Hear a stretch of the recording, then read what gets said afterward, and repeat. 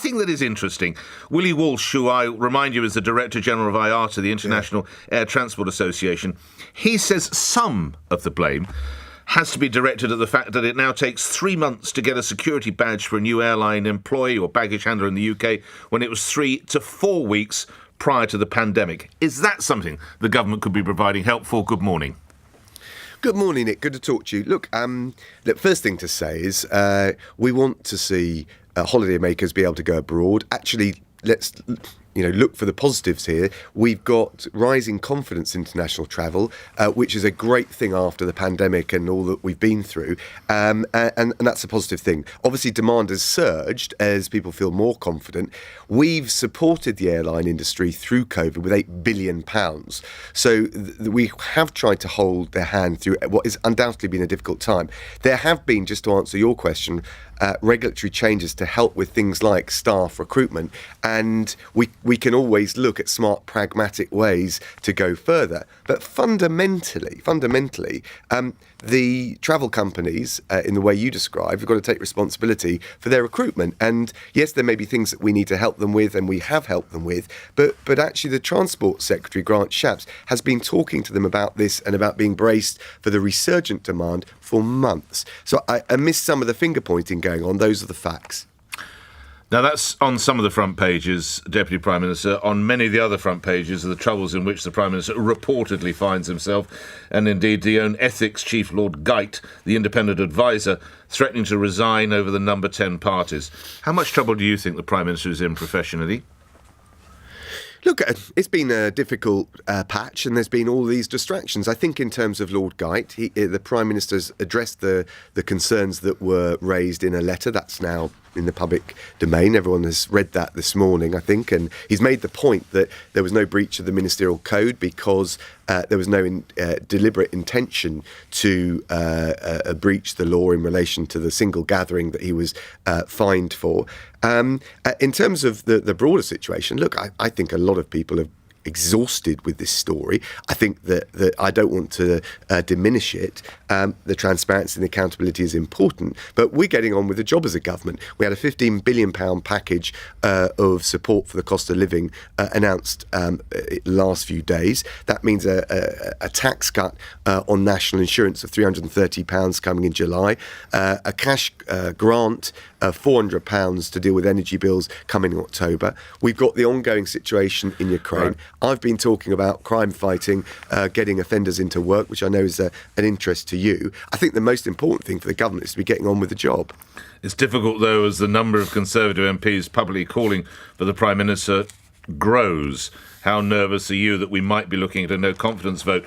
Obviously not this side of the weekend, but fairly early this month.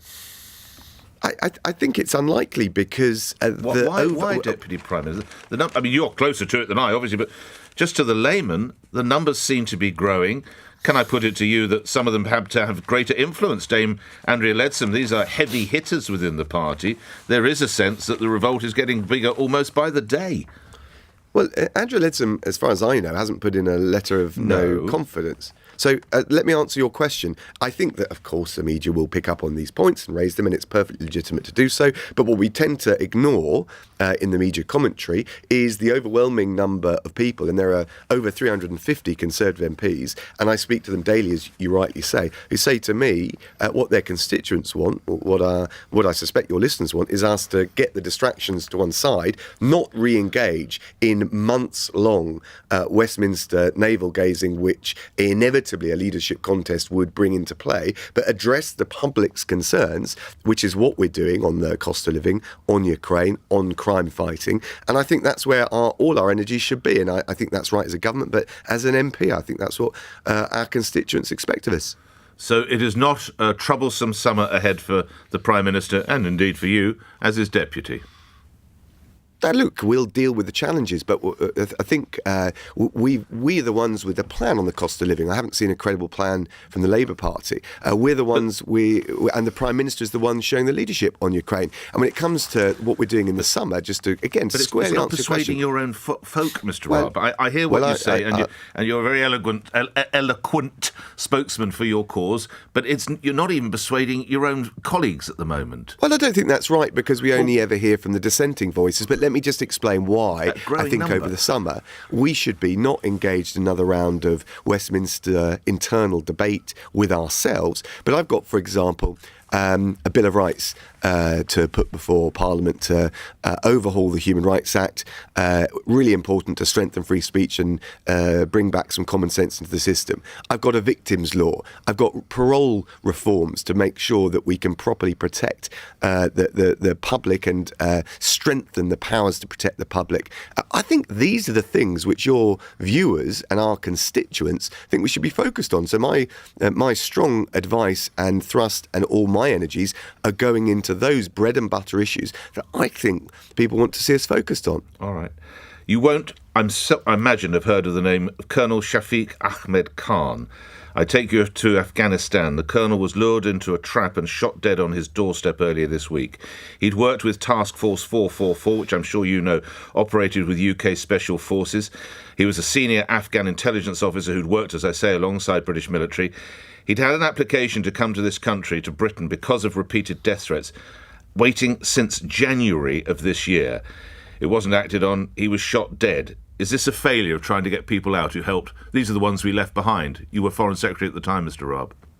Yeah, we got out 15,000 in that August evacuation, which was the largest of its kind in living memory. Of course, because of the scale and the pace, I should say, of the Taliban takeover, we didn't have the time to get everyone out, and we've continued to work on that. And I know that the MOD, the Home Office, and the FCDO have been working very closely on that. But I don't think we should take responsibility off the Taliban. I agree. Please, I'm not defending their actions. No, I know. But we've done everything we can. Mr. Raab, Deputy Prime Minister, this very brave man had been trying to come to this country since January, Deputy Prime Minister. He knew his life was at risk. Surely we could have moved swifter for the General. Well, so look, those cases, my heart goes out to them that Colonel. We've done everything we can to support those who supported us. That's right. I don't know the details of the case in the sense that whether the challenge was him getting out of Afghanistan or whether it was processing on our side, as you say, I just don't know. But what we've tried to do is get the processing done as swiftly as possible. But of course, for anyone in Afghanistan, getting out of the country itself is a significant practical challenge, and we don't have any control over that. And lastly on this, you can put your hand on your heart and say, as far as you're aware, the relevant authorities are doing everything they can to get out folks such as the Colonel and others who are sadly, and I'm not condoning, sadly under threat by the murderous Taliban. Yeah, of course, and it's an enormous team effort, as I said, across the Home Office, the MOD, which is particularly responsible for the Arab scheme and the effort to get those who worked for UK forces or other allied forces out. And of course, the FCDO is working very hard on that as well. All right, last couple of questions. Do you concur with the Archbishop of Canterbury? It's time to forgive the Duke of York. I think he's entitled, given his spiritual role, to say that. I just think, given the circumstances around that, and as Justice Secretary, and given that there are ongoing proceedings in relation to this, I don't think it would be wise for me personally to comment. OK. Do you want to see him on the balcony with his mum this weekend?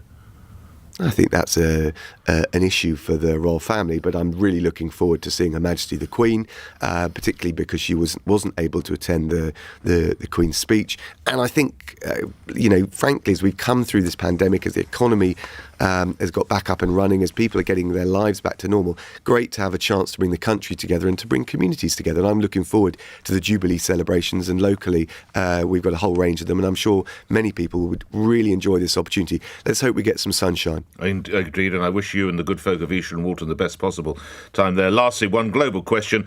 Your colleague Priti Patel is confident the first people who need to go to the Rwanda processing centres will go later this month. Do you share her optimism? Can you tell me now that people will be on those flights in just over a week or so's time, 10 days' time? I do share her optimism and confidence. I know she's worked very hard on this, and I think it's important because it sends a message that you can't automatically get here and stay here if you take those illegal routes. And we want to, and the Nationality and Borders Bill is critical in setting up clear rules. We want to welcome people to this country who come here lawfully. We've shown that on Afghanistan, on Hong Kong, in relation to Ukraine. I think 115,000 visas in relation to Ukraine alone. But we also have got to stop and stem the flow of people coming here illegally. The Rwanda flight and the first flight will help send that message. I hope you have enjoyable and dry celebrations in Esher and Walton. Thank you for your time. Deputy Prime Minister, Justice Secretary Dominic Raab, appearing here on LBC. We're at 1 minute after 8. News is next. On your radio, on Global Player, and Play LBC. leading Britain's conversation. This is LBC. From Global's newsroom, leaders from the aviation industry have been asked by the Transport Secretary to explain how they plan to end the delays and cancellations facing passengers.